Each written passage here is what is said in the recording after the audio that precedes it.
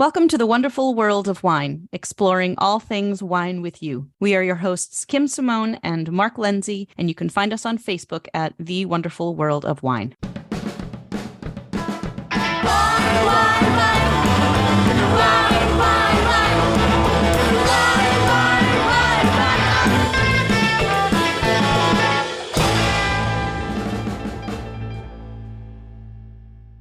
Hello, folks, and welcome to the wonderful world of wine. Every week we bring you trending topics in the wine world, and these days we have been bringing some excellent guests to our radio show. So Mark and I are very excited to welcome back Vince Anter from V is for Vino to our show. How are you doing, Vince?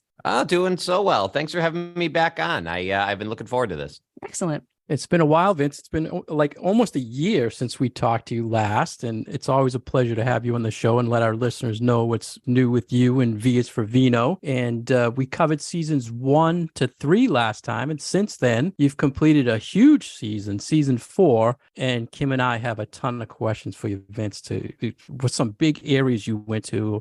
I'm really jealous again of your travels. I think we should refresh our listeners' memories about what you're doing. You have a travel wine show where every episode you go to a different wine region or food region throughout the world. And it's a 1-hour TV show. And you said mostly on YouTube these days? Yeah, that's kind of been the easiest way to promote it. You know, we used to, and we still are on some other platforms, including Amazon Prime. But, you know, we just found that YouTube's an easy way. Everybody has YouTube. It has a good international reach. It's an easy way for everybody to see it. Well, it's a really fun show to get people to sort of travel along with you and see these different places. But your method of wine education is just so warm and welcoming. And it's just a real pleasure to watch, even as somebody who's like, oh, yeah, I know exactly what he's talking about. Still, it's like, oh, that looks so nice. Yeah, I mean, I always say I'm always learning. You know, when I'm doing the show, when I'm researching the show, even if it's things that maybe I learned back in when I was in restaurants or taking my SOM exam, we're never quite solid enough as we'd like to be. And I know there's a lot of people who watch our episodes several times because I try and pack a lot of information in 1 hour long episode. On that point of what Kim was saying about how educational it is, I'm always learning something new, Vince. And I like to put your show as something that it's my treadmill show. It's one that I can put on and I just don't want to turn it off, and it keeps me exercising more because I'm watching and I cannot turn it off ever. So I thank you for that. Great content. I like that treadmill show. Show. My treadmill show. The first episode, season 4, you went to Portugal. I'm always excited when I watch when you're in an area and you're interviewing winemakers and you're actually talking and holding and drinking the wines that I buy and sell in my store. And that happened with the Gazelle Vino Verde, and you had a spice root red blend. And I wanted to kind of follow up. When you talk to people about Portugal and Portuguese wines, are you seeing this as like one of the most phenomenal values in the wine world right now, quality wise and price points? Yeah, 100%. I'm a little worried it's going to go the way of Beaujolais, right? Like when I started drinking wine, you could get great Beaujolais for $15 and now they're all like 30. But Portugal makes a fair amount of wine is the thing. It's not a region, it's a country, right? And they're really trying to distinguish themselves as not just producing this light spritzy Vino Verde, but rather trying to make some of those higher end wines, you know, the Alentejo big rich reds or the Douro Valley ageable reds. And so I think that's what's really fun about Portugal is that there's really a wide variety of price points and styles while still drinking, I'd say 30% less from a price perspective than most other places in the world. Yeah, they are still such great values, both with the reds and the whites. I think one of the benefits of having a show like yours go to someplace like Portugal is that it's still really, really hard for folks in the American market to really wrap their brains around what am I getting in this bottle when you look at that label. Have you seen or kind of thought about how the new, it's not really new, but the market appreciation for red blends has kind of translated maybe into some more interest in these wines from Portugal? Or do you think that it's more that they're affordable and they're yummy and not so much that they are this concept of blends? That's a good question. You know, what I would say to that is I think just in general, you're seeing consumers, especially I think some of the younger generation, want more authenticity to their wines more than anything, rather than like, hey, I want a blend or I want the single grape. I think they like that the grapes are authentic Portuguese grapes. I talk about that in the episode, that they didn't go plant a bunch of international grapes like most other countries in the world, even Spain, that has a fair amount of their own. You know, we think Tempranillo and Grenache are kind of quintessential Spain, but then they do plant a lot of international grapes. Portugal does none of that. And so I think what a lot of people are drawn to with Portuguese wine is that authenticity. Yeah, I completely agree. We do seem to be having this demographic change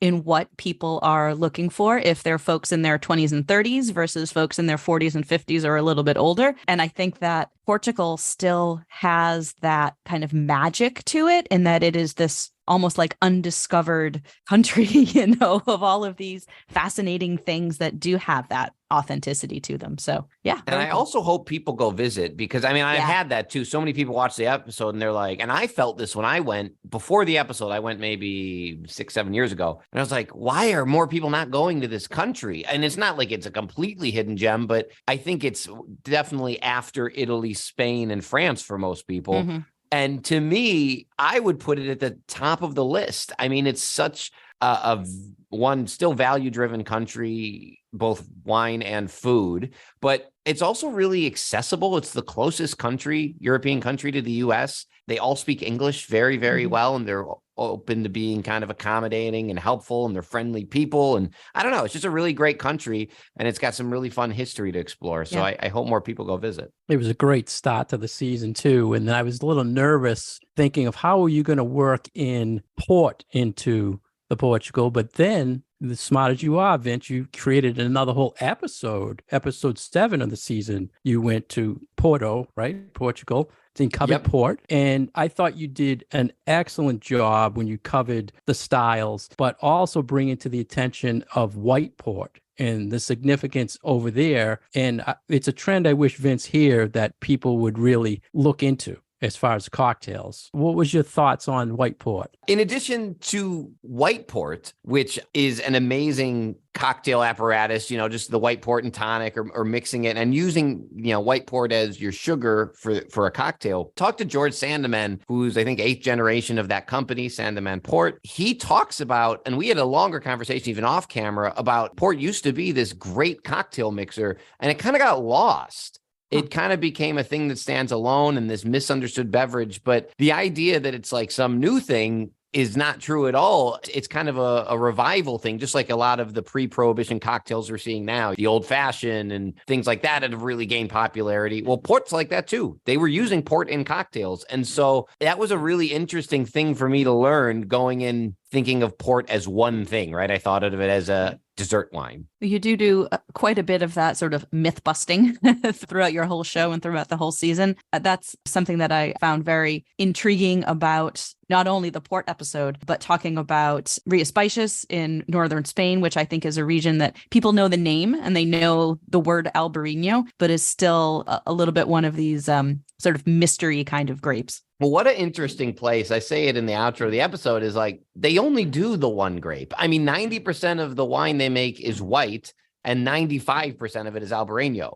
Like, I can't think of another region that just does one single grape. Even Burgundy has a red and a white, So it's pretty cool that they've just devoted to it. And then the other thing that I found just shocking was how versatile the styles were. I always just thought of it as this light seafoody, seafood pairing wine that's crisp and a little salty. But I had some of the older vintages and some of the ones that had spent a long time on the lees, and they had this richness that would rival a lot of kind of old world Chardonnays. So it was really fun. Yeah, it's either that light, fresh style or that highly aromatic sort of floral style of Albarino. I don't think that we appreciate that it is a wine that could age and develop those sort of funkier tertiary characteristics, because we're always taught, this is a white grape that doesn't to age very well. So yeah, it's fun to hear that you were able to experience some of that and just see how different it can get. Yeah. And then just the region in general is so different than the rest of Spain. You know, it's its own little microcosm of Celtic culture meets Spanish. It's got this rainy influence. It's green and lush. It was interesting to see. I didn't go in with any expectations to this episode. You know, I go to, Bordeaux. I kind of know what I'm going into, but I went into Rias Baixas very, very blank slate and was really blown away. I was really jealous of the food, both in the Rias Baixas episode and the Portugal episode, because I'm like, I really would like a dish of that. Yeah, the seafood there, and it's just lights out. That's their thing. They are just great with seafood because they have this. They have the salt water from the Atlantic meeting the fresh water from the rivers and such from Spain, and so when you mix that, you get like this perfect habitat for marine life. That show you had, I thought, Vince, one of your best lines ever used in a show when you said it makes no sense on paper, talking about the grape and that you need to go there, you need to drink it to understand it. And I thought that was just a great way to put when you're exploring things in the wine world, that you showed how the younger versions and then the age versions, you were saying the ones that are on the lees, there's so many different styles, and you brought us there and you explored them all, and it really gave an understanding to what you were saying, that it makes no sense on paper. Well, also that the grape, I mean, I don't know. It's really, I met this a little bit when I just did our Virginia episode, which I guess we can get into eventually. But the grape is, it's so wet and kind of humid and hot there and sticky. So grapes don't like that. I mean, grapes like breezes and cool climate, and that, you have all this mold and mildew and stuff that'll happen in those conditions. But Albarino adapted to be able to withstand a little bit of that with thicker skins, and they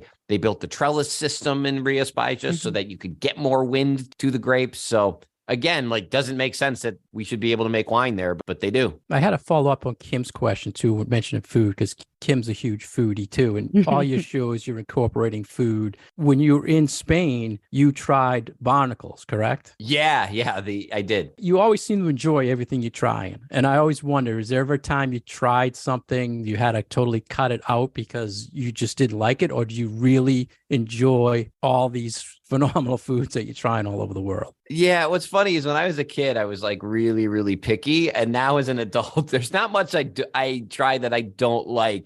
Now, I haven't gone anywhere that I've had super intense dishes by any means. I think some of the stuff may look adventurous, like the barnacles, but it's still a pretty safe dish that is pretty widely accepted in that culture. It's not like raw animal heart or anything like that. You're not eating any haggis. Yeah, exactly. But I mean, that being said, I try and leave everything in there and give my genuine reaction. I think I mentioned it in that episode. I had the razor clams raw, and I was like, this is fine. Like I didn't need more of those by the end of the scene. But I didn't hate it either. It was just kind of like, the texture's kind of weird. And, I think I like some of this other stuff better. I know you mentioned in another show that you had some staff to travel with you, that over time being with you, you were getting them to try different dishes, and they were also exploring their palates too with food because of all the things you were doing. Yeah, that's just my fun thing to me because, I worked in restaurants and I was exposed to a lot of different cuisines, and I always was trying to go out to more adventurous places. But some of the crew, they might be a little more on the beaten path. So one cameraman in particular, Colin, I took him to France on our Southern Rhone shoot, which is coming out later this year. And I was like, we have to hit all the French staples because it's his first time there. I was like,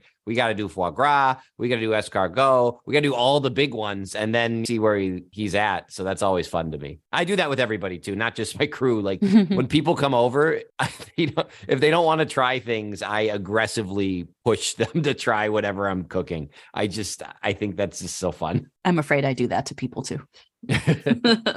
No, you will eat this for dinner.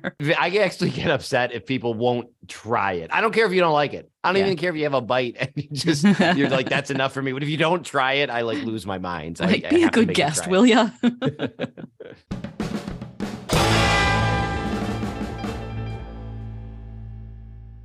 You're listening to The Wonderful World of Wine, and we are your hosts, Mark Lindsay and Kim Simone, exploring all things wine with you. Today, we have a very special guest, Vince Anter of V is for Vino. If you'd like to follow Vince, just go to his website. It's visforvino.com. For more information about Kim, please go to commonwealthwineschool.com. For more information about myself, please go to franklinliquors.com. We are a program that is supported by the Franklin Public Radio. And you can find our past episodes on SoundCloud or iTunes. We are also on Facebook and Instagram at The Wonderful World of Wine. Welcome back, everybody. We're here with our special guest, Vince, of V is for Vino. And we've been talking about season 4 of his shows. Next, Vince, I guess we got to go to Provence. You went to Provence, France, the great rosé region of the world. And I think what surprised me in this one, Vince, was you said of all the places you visited, this is where you wanted to retire. Is that still true? Yeah, I maybe at the very least have a summer home, right? I think would be pretty nice.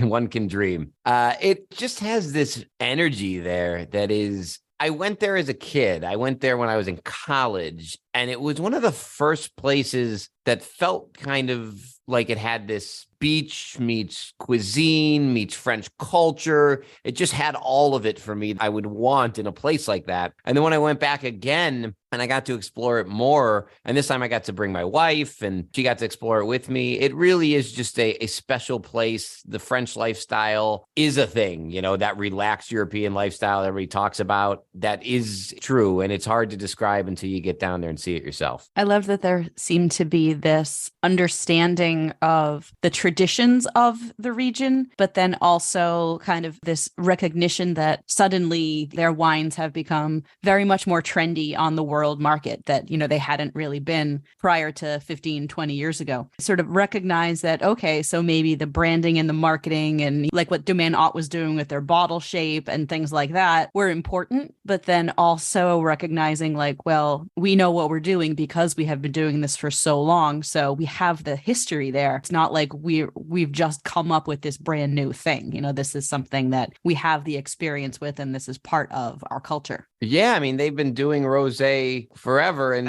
what's interesting about, but what's so interesting about Provence is they, unlike I think Rias Baixas, like they probably could do other grapes, could do red wines. They could make that a thing, and they make a small amount, but I mean, it's a small amount. They can make white wines. I mean, a lot of these grapes could be used to make whites. And again, they make a small amount, but they know what they're good at, right? This is the brand. This is what we do. And we're sticking to it. I wanted to talk about your episode 4, Vince, Chicago. Now, I learned a lot that was your college town. You went to college there and you visited it. It must have been nice for you to go back there. But you also covered Prohibition, pizza, the Italian beef sandwich. Well, the highlight for me of the show, Vince, was when you were talking about buying wine in a store and promoting shop small. Can you give a little view on your whole view on shopping small for wine? Yeah, I mean, I can give you a quick elevator pitch on why it's so important. I preach it very, very hard. It's probably the thing I get the most pushback on, funny enough. I think a lot of people are used to their routine of buying in a grocery store. And, the problem with grocery stores is that wine is not a commodity, or at least it shouldn't be. It's a crop. And when you have big box grocery stores, well, they have to buy enough wine to fill every single one of their stores with the exact same brands. And so what you end up getting is a wine that's heavily manipulated. They also put wines on the shelves in grocery stores that don't really have a lot of character. They're meant to be ubiquitous. They're meant to be unoffensive. It may look like you have a lot of options, but one, they all kind of taste like dark fruit and a hint of oak. And two, a lot of them are owned by the same companies, and they just put different brands. They slap different labels on them. And so when you shop small, one, you avoid all those problems because they can buy small allocations, a couple cases here, a couple cases there. They can get wines that are very distinct. So when you come in and say, hey, listen, I like really funky wines, really earthy, dirty wines, you can find that in a smaller shop. Whereas the grocery store is not going to stock it, because if somebody grabs that bottle by mistake, they're going to hate it, and they're going to think that grocery store doesn't know what they're doing. And then you get actual staff that knows the wines. They're storing the wines better. You're supporting small business. Like, it's a win-win-win-win down the chain. And you don't have to spend more money, by the way. Everybody thinks I'm saying spend more money. That's not what I'm saying. I just think it's really important to shop at wine shops. Thank you for that. I appreciate it.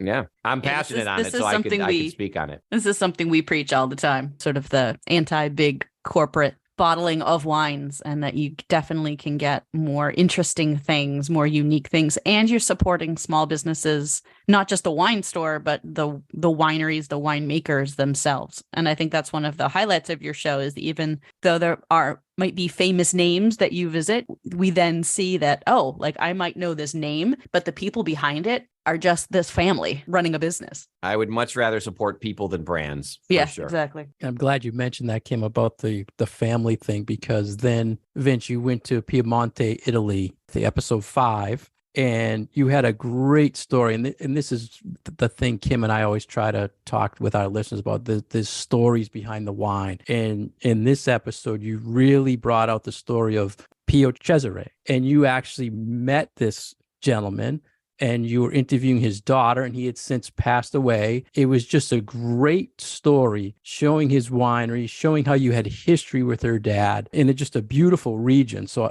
the story of that was just a phenomenal background to the episode. Yeah, I think a lot of people resonated with that. And I don't want to say it was the first time we did something like that, but it was the first time that we had this weird confluence of events where I had met her dad. His name was Pio Boffa, and he was supposed to be the one who was largely on camera when we filmed the episode. But between the time that we planned the episode and locked it in and the time we filmed, he passed from COVID. And so his daughter, who is 23, she might be 25 now, something like that, but very young, had to take over at a very young age. And I got to talk to her a little bit about that. I think a lot of people who watch the episode are kind of struck how well she presents the brand at such a young age. So it was something that was, I think, really, really unique. And I had the privilege of meeting her father, who's like the kind of guy who can light up a room.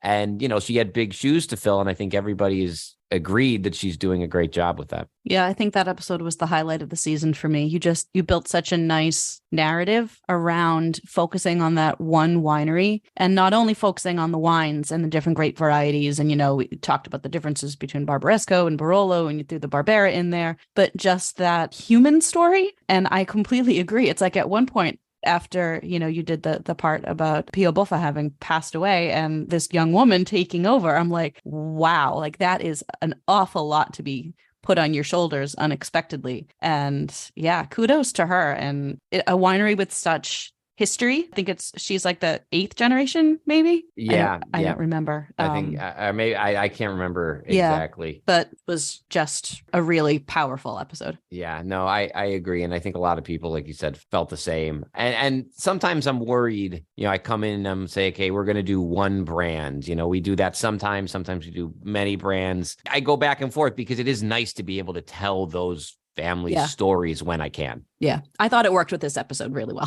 So thank you. My husband was watching some of the episodes with me and he's like, he's really good. Like, nothing to do with me. Yeah, he's pretty good behind the camera. He knows what he's doing.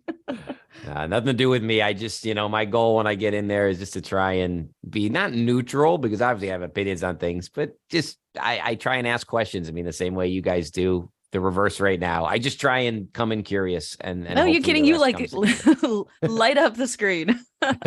So Vince, I have to ask you, when you were in Piemonte, you covered vermouth, and Kim and I did an episode talking about vermouth. And we always had this question about, we've seen some geeky things, and we're going to hit your nerd lab knowledge here. When they're making vermouth, when they make it, are they using a base wine or are they using a wine must? Did you see them using a base wine? I don't know that exactly, but I'm 90% sure they use a fortified base wine. We always saw it's not, because it's not distilled. It's still wine. It's not distilled. It's aromatized fortified wine. Okay, and then they add that fortification to get that little bit of extra alcohol and extra protection on there. I was just saying protection, right? So then you can keep it, behind a bar for, not forever, not like a spirit by any means, but a little longer than you would just a good old-fashioned wine. It was cool that you started with that, though. It was like, oh, that's a different direction. Well, going back to Federica, that was her idea. I mean, they had that vermouth back, I don't know, 40 years ago, something. And then they kind of let it go. And then she wanted to take on that project. That was kind of like her baby. How cool. And did you enjoy just drinking it straight? Have you ever had it like that before? Oh yeah, I love vermouth. I think in general, vermouth and like Italian aperitif liqueurs and French aperitif liqueurs are kind of underrated, at least here, because here you go to a bar and if you want that, like if I go up to a bar here and I get like a Pernod, right, which is a licorice liqueur from France, it's going to cost me the same as they would charge like a vodka shot. They usually charge like $10, $12, $14 if you're in a nice place. If you're in Europe, it's like $2 and they just start the meal with it. And it's such a cool thing. It's one of my favorite parts when I go to Europe. It's like me and Lillet. Yeah, exactly. Lillet, same thing.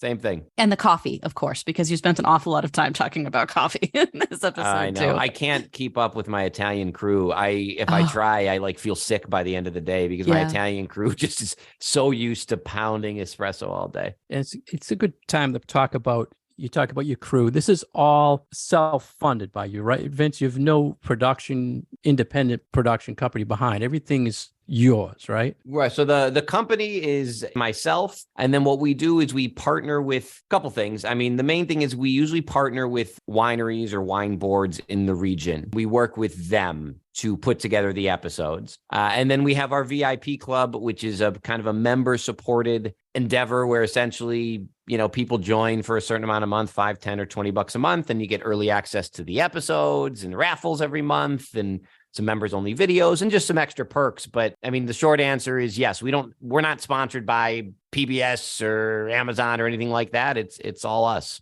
And for 4 seasons, Vince, I've been hearing you say it. Well, the first 3 seasons, I hear you say that all the time in the episodes. And then the 4th season, you kind of had a different approach when you were talking to people during the shows. And I thought to myself, you know what? I have to support Vince. And I finally became a platinum member because I enjoy your stuff so much. And I hope when our listeners watch your content, they understand how they can support you with those memberships. And there is so much more, like you said, behind the scenes footage, but also you sell or have some links to the wines in the show. And as a retailer, I know a lot of the times I can't get that stuff. And there's some really good deals that you put out for the club. So I want to thank you for that. And sorry it took me till the 4th season to become a member. No. And listen, for me, I think what I want to stress is it's important to me that the show is always free. And that was important when I started the show, because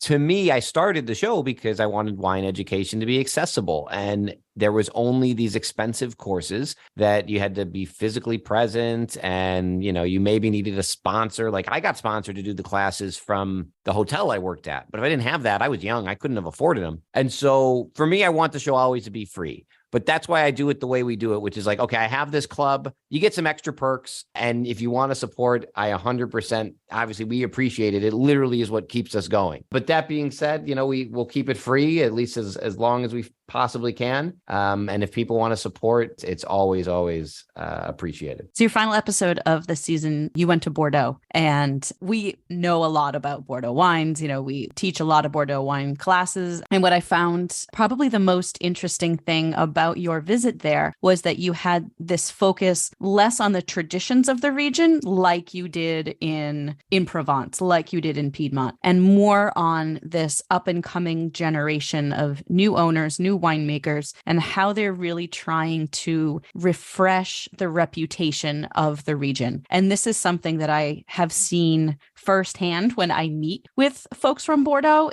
There is this feeling of, oh, we're so old fashioned, nobody likes us anymore, it's only the expensive stuff that people want. And it was very refreshing to see that the other perspective, that there are these younger folks who are really trying to make it so that it is something that is appreciated and accessible to a new generation of wine drinkers. Yeah, and I appreciate you noticing that. I mean, there's also a little bit of, I don't know if animosity is the right word, but a lot of the winemakers in Bordeaux kind of have this feeling. I mean, they never say it out loud, but when I talk to them, they're like, the big guys get all the attention. Yeah. There's such a small portion of what we do here, and they get all the focus. Everybody talks about the Grand Crus and the growths and things like that. And so to explore, again, just going back to people and stories, explore family wineries and tell a little bit of that story, and that there's so much wine here and you don't necessarily need to spend $50 on a bottle of Bordeaux. In fact, if there's a region where like a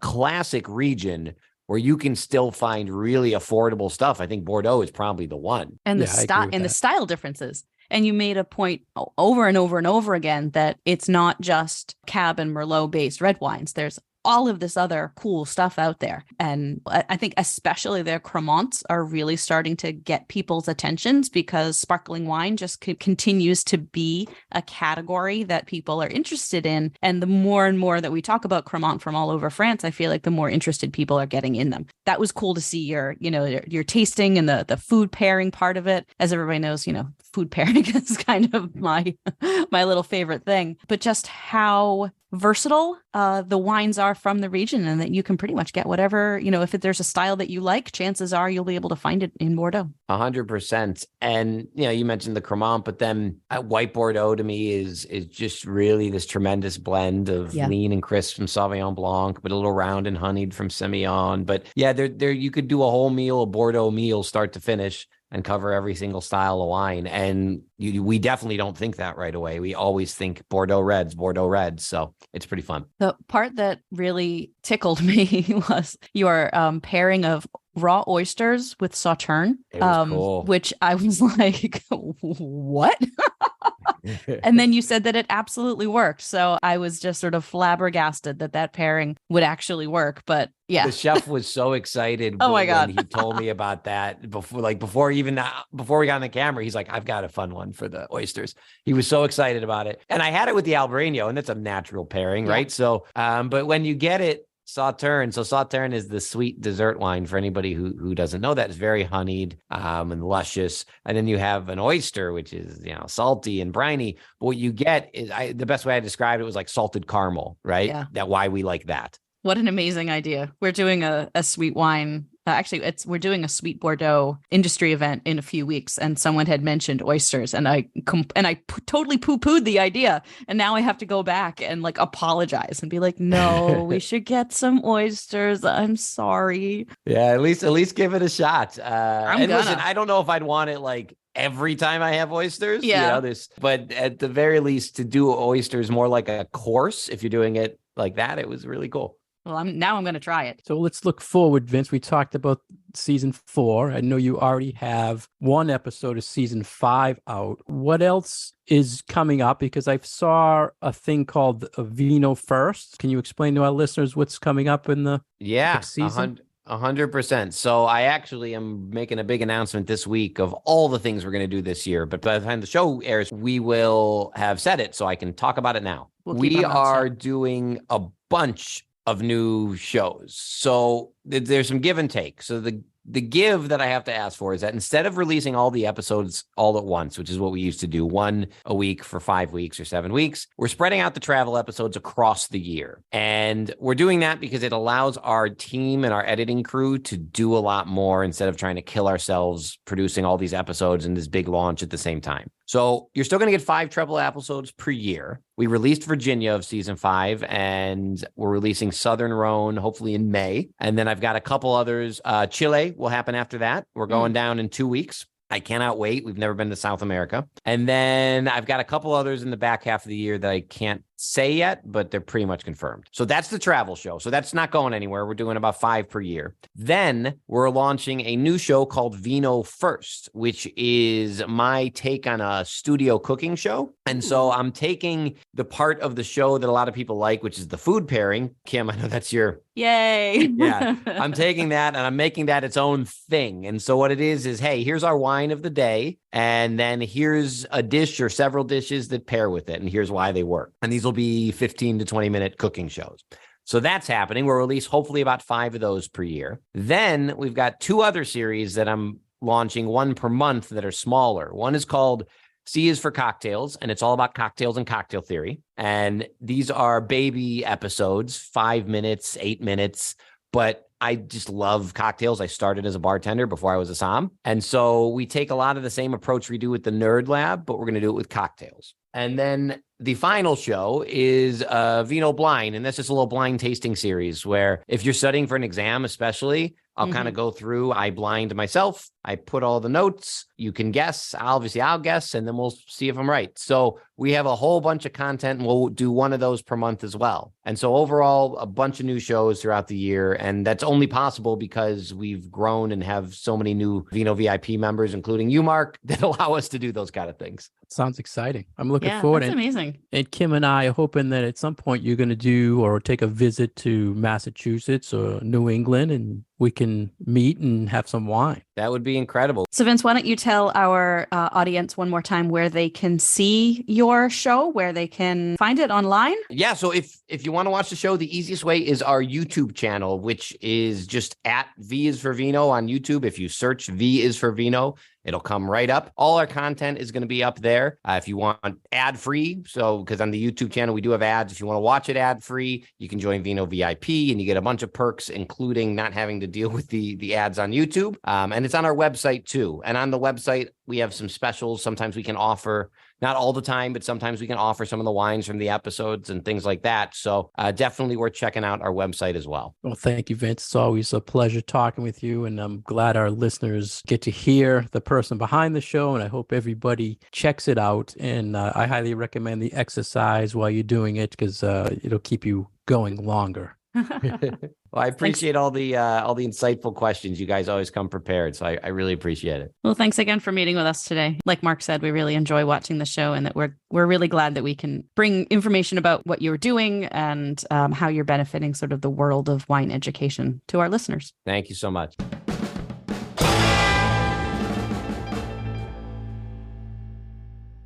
Thank you for listening today to The Wonderful World of Wine. We've been your hosts, Mark Lindsay and Kim Simone. You can find us on Facebook at The Wonderful World of Wine and past episodes on SoundCloud or iTunes. And we want to say thank you to our special guest today, Vince Anter from V is for Vino.